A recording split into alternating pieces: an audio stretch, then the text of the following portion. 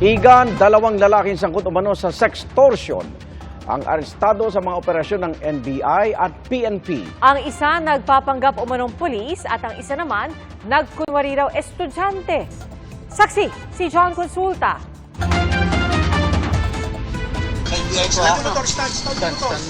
Wala nang kawala ang target na ito na taga Bacoor, Cavite. Nang arestuhin ng mga ahente ng NBI-NCR. Ayon sa NBI, sa isang dating app na kilala ng suspect ang kanyang biktimang taga Palawan. Nagpanggap umanong estudyante ang suspect kahit 37 anyos na siya.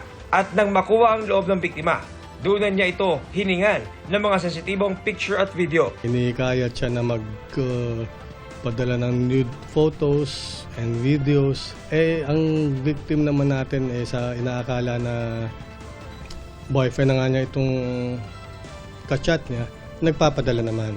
Pinilit pa ng suspect na bumiyahe pa Maynila ang minor de edad na biktima. Sinasabi nito ni alias Charles, pumunta ka rito at magsama tayo. Sumama ka sa akin, mag-check-in tayo. Kalaunan, nanakot na ang suspect kung di siya padalhan ng dagdag na masaselang video. Ikakalat sa social media nitong lalaki at padadala sa school niya, sa family niya. Yung bata naman ay natakot. Hindi itinanggi ng suspect ang reklamo sa kanya. Gusto ko rin sana siyang talagang lumabas ng Maynila. Dahil na gusto ko nga po siyang makasama. Humingi ako ng tawad sa nagawa ko, nasabi ko na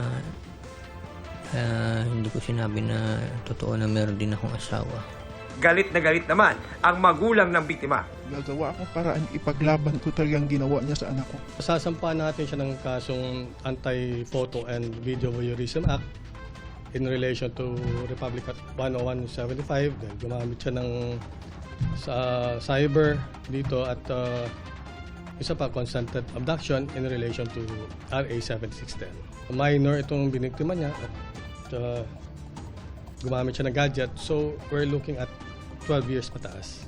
12 hanggang 20 taong ding pwede makulong ang isang lalaki sa Naga City.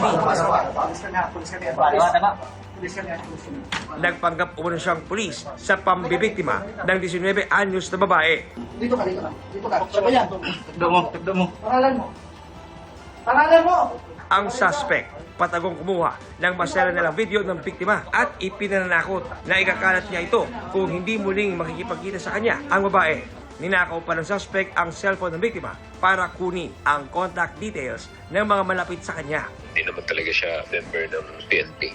Nasa kustodiya na ng pulisya ang suspect na sinusubukan pa naming kunan ng panig. Nasampahan na siya ng reklamong grave coercion at paglabag sa Safe Space Act in relation to Anti-Cybercrime Prevention Act. Pangalawa ang sextortion sa mga pinakamaraming reklamong natatanggap sa aling police helpline page ng ACG kasunod ng cyber libel. Karaniwang nabibiktima ang mga babaeng nasa edad 15 hanggang 26 years old. Sa datos naman ng WCPC o Women and Children Protection Center ng PNP, rape ang pinakamaraming kaso noong 2023 na umabot sa mahigit 9,000. Mahigit 6,700 na mga biktima ay nasa edad 1 to 17 years old. Doon sa ating 1 to 4 years old, usually ito ay yung mga guardian o yung mga pinagkakatiwalaan na pinag-iiwanan ng mga bata.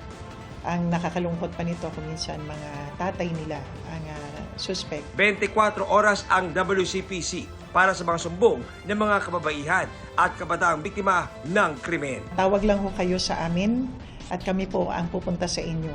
Para sa GMA Integrated News, John Consulta, ang inyong saksi.